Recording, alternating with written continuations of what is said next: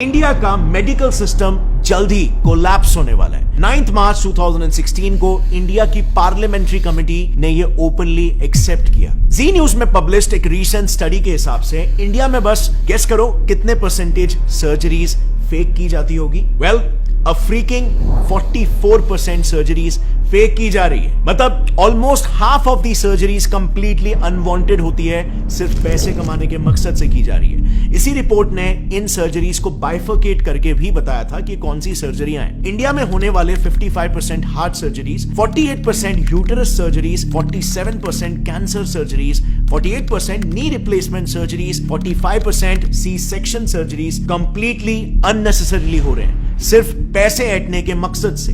Reason सिर्फ और सिर्फ एक, कॉर्पोरेटाइजेशन ऑफ हॉस्पिटल्स, यानी कि हॉस्पिटल्स को भी कॉर्पोरेट कंपनीज की तरह टारगेट और प्रॉफिट सेंट्रिक बना देना। एक काफी इंटरेस्टिंग रिसर्च पेपर है जिसमें रिसर्चर्स ने महाराष्ट्र के टॉप हॉस्पिटल्स के 43 specialist doctors, senior government x officials और कॉर्पोरेट हॉस्पिटल्स के मैनेजर्स को तक इंटरव्यू किया, ताकि वो इन हॉस्पिटल्स में जो कंपनीज की तरह ही टारगेट बेस्ड स्ट्रक्चर चल रहा है उसे पब्लिकली एक्सपोज कर पाए। And the results were shocking. So सबसे पहले तो सैलरीज की बात करते हैं। सो रिसर्च में पार्टिसिपेट किए रिस्पोंडेंट्स का यह कहना था कि हॉस्पिटल्स में काम कर रहे डॉक्टर्स की सैलरीज में बहुत ह्यूज डिफरेंस होता है। इतना ज्यादा कि न्यूबी डॉक्टर्स को 1 लाख पर मंथ की सैलरी मिलती है, लेकिन सीनियर डॉक्टर्स को 1 करोड़ पर मंथ तक भी ये सैलरी पहुंच जाती है। अब सवाल यहां पर यह आता है कि इतना बड़ा डिफरेंस क्यों? क्योंकि डिफरेंस इनके टारगेट्स में भी होता है। एक सीनियर ऑप्थेल्मोलॉजिस्ट का यह कहना है कि उन्हें एवरी मंथ 1000 पेशेंट्स को कैसे भी करके हाई एंड ट्रीटमेंट्स में कन्वर्ट करना पड़ता है। इसी पर एक और गायनेक रिस्पोंडेंट का कहना यह था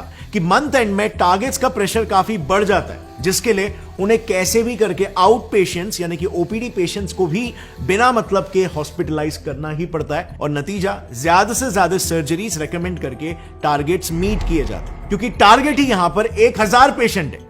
अब आप खुद ही सोचो, हर हॉस्पिटल में, हर डिपार्टमेंट, जैसे ऑप्थेल्मोलॉजी में ही ले लो, उसमें मिनिमम 5 से 6 डॉक्टर्स होते हैं और सबको सिमिलर टारगेट्स दिए जाते हैं। तो just imagine hospitals profit and our loss. And by the way, these targets are taken very seriously. उसी रिसर्च में कई सारे सीनियर डॉक्टर्स का यह कहना था कि अगर कोई डॉक्टर अपने टारगेट्स को लगातार 2 महीनों तक मिस करता है तो बिल्कुल कॉर्पोरेट्स जैसा ही उसको वर्बल वार्निंग मिल जाएगी या फिर एक मेमो दिया जाएगा, और उसके बाद भी अगर टारगेट्स मीट नहीं होते तो of course tata bye bye. So आप यहां पर देख सकते हो हॉस्पिटल इंडस्ट्री कैसे एक सर्विस इंडस्ट्री होनी चाहिए, जिसमें कस्टमर, पेशेंट टॉप प्रायोरिटी होना चाहिए, बट यहां पे प्रॉफिट टॉप प्रायोरिटी हो जा रहा है। और bye the way, in targets का ट्रैक भी हॉस्पिटल हायर्ड मैनेजमेंट प्रोफेशनल्स यानी कि एमबीएस, जो कि बड़े बड़े एमएनसीज में ऑपरेटिंग ऑफिसर्स, एग्जीक्यूटिव, सुपरवाइजर्स ऐसे काम करते हैं। ये लोग बकायदा डॉक्टर्स के इन टारगेट्स का ट्रैक रखते हैं। एंड ऑफ कोर्स यहां पर डॉक्टर्स भी उतने ही डेडिकेशन के साथ ये टारगेट्स को पूरा करते हैं, क्योंकि जैसे हमने देखा उनकी सैलरी बहुत ही हाई होती है, लेकिन उनका ये high paying job mostly contractual basis पर होता है। एंड सो उस कॉन्ट्रैक्ट को रिन्यू कराने के लिए और उनका न्यू पे स्केल डिसाइड करने के लिए उनके पिछले साल के टारगेट्स को देखा जाता है, जो अनफॉर्चुनेटली इन डॉक्टर्स को फोर्स कर देता है इलीगल स्कैम्स तक करने के लिए। नाउ मेडिकल फील्ड के इलीगल प्रैक्टिसेस को थरली समझने के लिए हमने ये सारा इंफॉर्मेशन 2 काफी प्रोमिनेंट डॉक्टर से लिया है। पहला है Padma Bhushan and Padma Vibhushan awardee doctor BM Hegde, जो उन्होंने एक आर्टिकल लिखा था, उस आर्टिकल का रेफरेंस है। और दूसरा रेफरेंस हमने लिया है एक बुक से called dissenting diagnosis by doctor Arun Gadre and doctor Abhay Shukla. लेकिन काफी ढूंढने के बावजूद भी हमें यह बुक ऐसे पब्लिकली अवेलेबल नहीं मिली, लेकिन हमें बिजनेस इनसाइडर का एक आर्टिकल मिल गया जिसमें उस बुक के कुछ मेन एक्सर्प्ट्स अवेलेबल है। Starting with the first scam, जो इतना घिनौना है कि इंसानियत भी काइंड ऑफ शर्मा जाए। Keeping dead patients alive.